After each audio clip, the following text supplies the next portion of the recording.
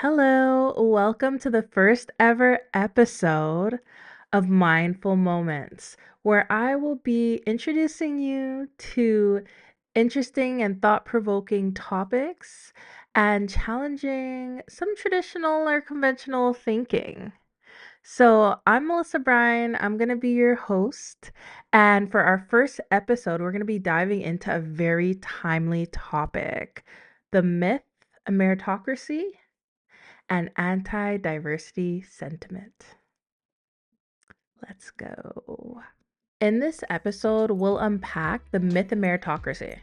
So, if you're wondering what in the world does that mean, when we're talking about the myth of meritocracy, it really is the idea that someone's success is solely based on their effort, their achievements, and their own personal drive and nothing else. And that's the myth of meritocracy. So, no other factors have supported them except their own grit, their own hard work, their own achievements, and their own talents. And there are no other factors. That's the myth of meritocracy. And the problem with the myth of meritocracy is that it fails to recognize that discrimination and social inequities exist in the world. And yes, people that are in positions of power often have worked hard and they are talented and they have achieved a lot, whether that's through education or through work experience or through life experience.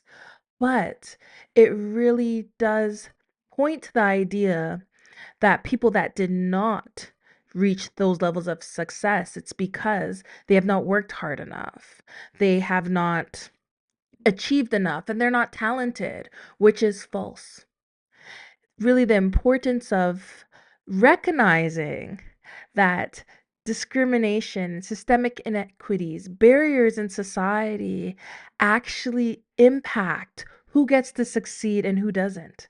So many people work hard and are talented, and have achieved much, but are not able to be recognized in the same way or have the same outcomes, right? And it's really important that when we're talking about merit, we understand that true merit can only exist if we work hard at that equity, diversity, and inclusion to remove those barriers, to make sure that everyone's actually operating on a level playing field so we can actually see what are the outcomes when we remove these barriers, when people are not getting a head start, when people that are talented, that are have the capabilities to achieve a lot, are given actual access and opportunities to compete fairly.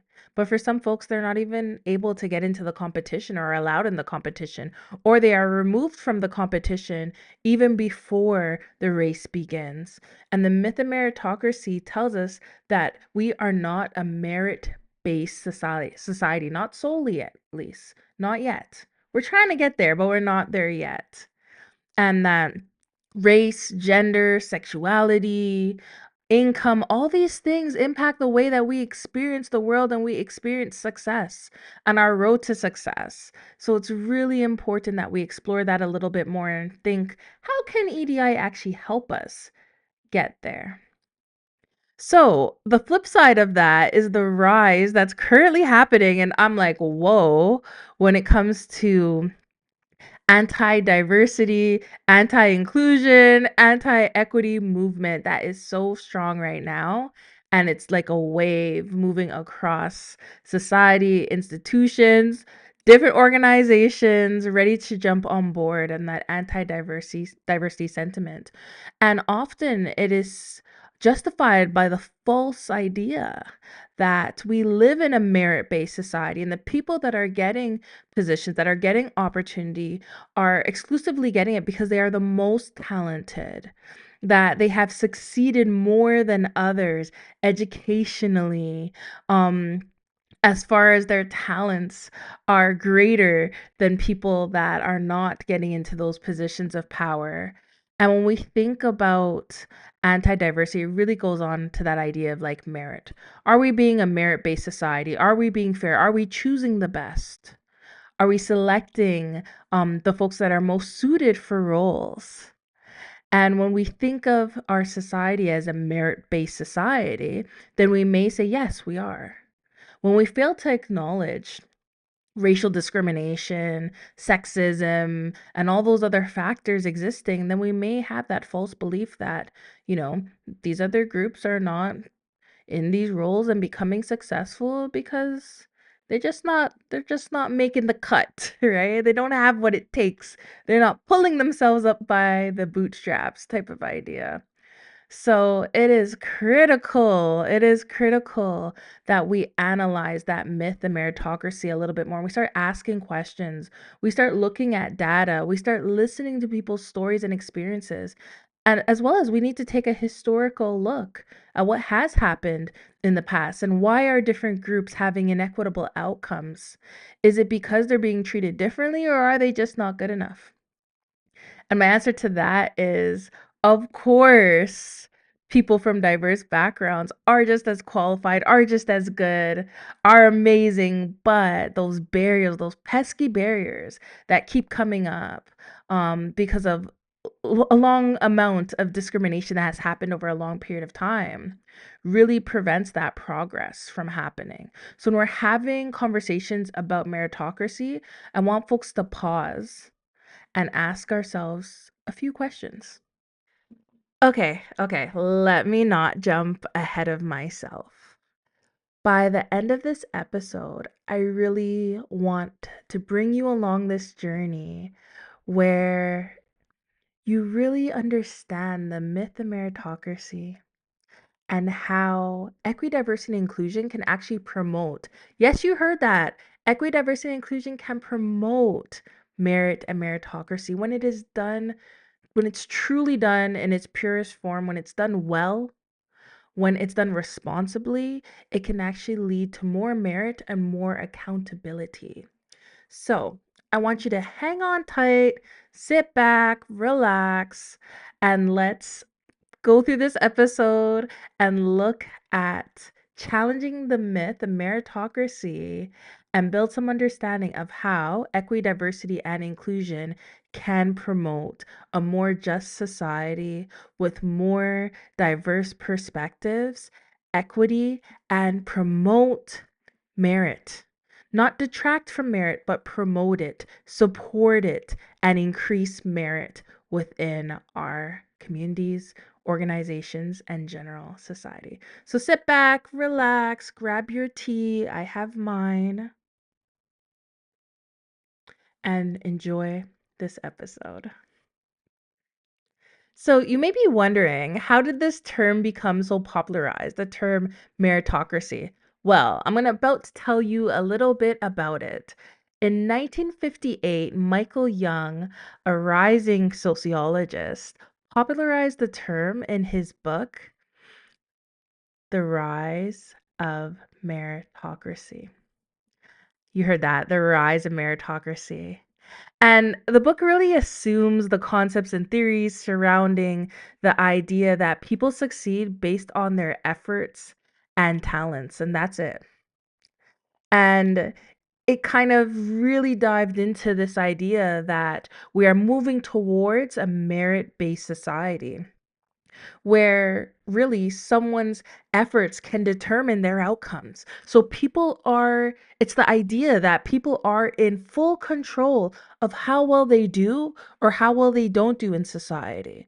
Because there's a direct correlation, according to meritocracy, with how much effort, how much talent you have, how skilled you are and how you apply yourself in the outcomes that you will have. And that there's a fair based system where always the person who is most qualified, who puts in the most effort, you work hard, you will see results type of thing, will be the person that is successful. Now, this theory is not intended to be negative, this idea, it's not intended to cause harm, but it does. And why, you may be asking? Well, the idea that we are in a merit based society currently really then tells us that there is no racism, there is no discrimination, there are no barriers, there is no ableism, that there are no barriers for low income folks to enter successful and have successful outcomes. Why? Because we live in a merit based society and if they just worked hard, they'll be fine. Now, we know that is not the case. We know that there are barriers that lead to different outcomes. And let's talk about some scenarios now, right? We'll make some scenarios up that are lived out across the country, across North America every single day. So somebody that is low income has to work to support their family or to contribute to their family, and they're a student that has to take out student loans, that may or may not have stable internet, may or may not have access to be able to easily pay their tuition or buy the books that they need in time, is not going to have the same level of um, opportunities as someone who comes from a stable home, middle income family, or upper middle income family, who gets support with their education financially, who gets to come home to their own room, their own space in a quiet home that has access to the internet, and they have everything they need on time, and they're not worried about what they're going to eat. They're not worried about how they're going to get to school. They don't have to have those types of barriers. What that does, it doesn't make them more suited to be successful, but what it does is it removes obstacles and provides an optimal space and lifestyle where someone is able, then barrier free, able to access their education fully, to look for other job opportunities. Maybe it's volunteering because they don't have to actually financially contribute to the home. There's so many things that can lead to different outcomes for these two folks, both students coming from very different backgrounds, from very different experiences. And none of them mean that one person is not working harder than the other or hasn't put the effort in. But for some folks, their efforts are split in many other directions because of their circumstances, while some folks are given the benefit and the privilege to be able to focus because they are not facing as many barriers. That's one part of it. The other part of it is within the workplace, we have to remember that bias is real. So there's bias in healthcare, there's bias in education, there's bias in every aspect of society, and every human being has the potential to be biased towards other human beings. So we must remember that that comes into play. Affinity bias when we are having interviews where people prefer people that are from the same background as them, from the same gender as them, from the same racial category as them. Study after study shows that. So it's really important that we're thinking about all these factors and how they impact outcomes, how they impact who gets hired, who doesn't get hired, how people are given different medical service and healthcare is provided to different individuals based on who they are. So merit, a true merit society can only fully exist if we have an equitable society throughout all areas of society, ideological, interpersonal, institutional, and if folks have internalized that messaging and there is an equity free society with no barriers, without any discrimination, then we can say that we are a merit based society. But if any of those factors are not occurring and there is any forms of discrimination, any forms of inequities, any forms of differences that create various barriers for some and open paths for others, then we have to consider the fact that merit does not fully exist in itself without the consideration of equity, diversity, and inclusion. We have to consider those other factors and barriers that make it hard for folks to experience true equity, diversity, and inclusion and full successful outcomes based on just their efforts and skill sets alone. And that is the critical piece that often is missing from the discussion of merit. All right, time for some tea.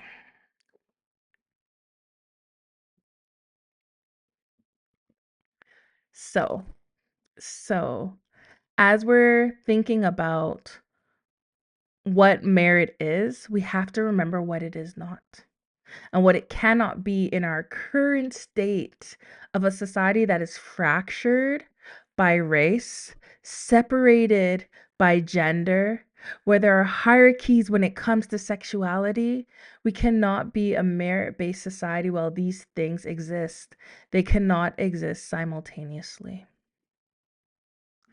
I remember back in 2020 when George Floyd was murdered and the world watched and kind of stood still. It felt like time was frozen and people were at a turning point of no longer turning their backs or a blind eye on discrimination that's happening to black folks, and it moved on to racialized folks and to LGBTQ folks, and a huge indigenous rights movement continued before then but also during this time as well.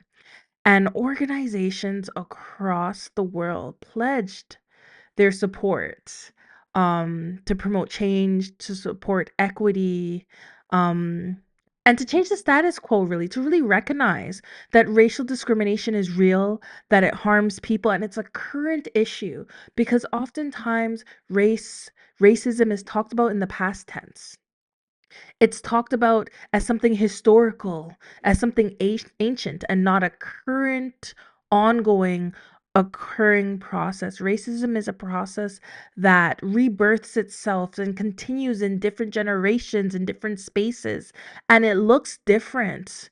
And reappears and rebirths itself in different forms, and we must be diligent to recognize how racism changes. That old school, quite like very, very overt racism is not always the norm today. So today it may look like microaggressions. It may look like, not allowing people equitable opportunities when it comes in the workplace, not allowing for promotion. We talk about the gender pay gap, but we also have a racial pay gap.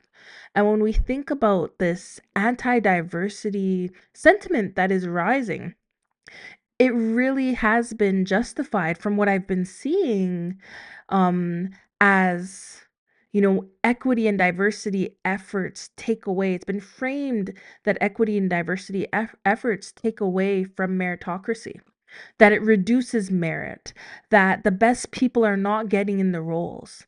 And the problem with this idea is that it really frames racialized people, LGBTQ people, as being inferior. That's the framing that's happened. It's questioning, how did they get this roles? Why are they in this role? Is it just because of the color of their skin that they're getting a benefit? That they're getting a leg up, that they're getting privilege over mainstream groups because of identity politics. And the erasure of the historical injustices and the current discrimination that, you know, historically excluded people still face today, and the real life impact on who gets hired, who is considered qualified, who is not considered qualified, and who is excluded just based on their physical and identity characteristics. And that gets skimmed over as if it doesn't exist and that we are just in a merit based society. And that is why it's important to tell and share the whole experience and stories and histories and contexts when we're having discussions on meritocracy, and to avoid minimizing or generalizing the story of who gets to have the benefits of the work that they do. For many people, they're at a deficit. They don't get the same benefits of having the same education, of having the same experience, of showing leadership skills in the same way. Not everyone's getting the same benefits. Many people are still excluded just solely based on their identity characteristics. And if they were a different identity, they may not face those barriers and may have a very different outcome, which has nothing to do with effort or work. So, diversity efforts are not about giving anyone a leg up. It's about removing barriers, social barriers that are created by inequitable status quos. It's about bringing fairness into the process so that we can have a true merit society with accountability built into the process. We want to look at statistics. We want to understand who's getting hired, what's their background, what's their educational background, how did we judge people within the interview process? Are we using the same standards for everyone? Are some folks being hired based on their potential, while historically marginalized folks are sometimes not being hired regardless of what they've actually have shown through their efforts and through their results? Right? We want to make sure that we are giving people opportunities and fair opportunities, and that their identities and their discrimination that they experience do not continue to be barriers. So when we think about merit based, it goes hand in hand with equity, diversity, and inclusion efforts.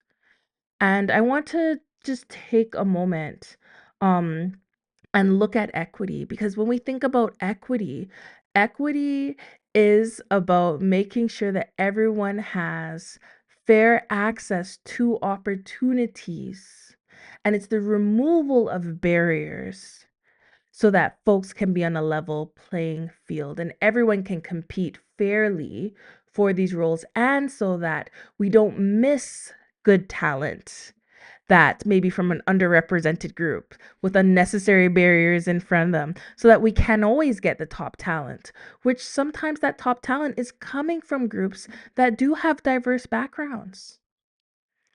It's just a fact. Some people that are from diverse backgrounds are going to be the number one candidate. Sometimes they won't, sometimes they will. Because skin color, sexuality do not determine someone's intelligence or their work ethics or other things like that. So it's really important that we remove those barriers, and ensure that we can support merit based hiring and a merit based society, in truth and not just in theory. You know, those theories. Until next time, stay mindful.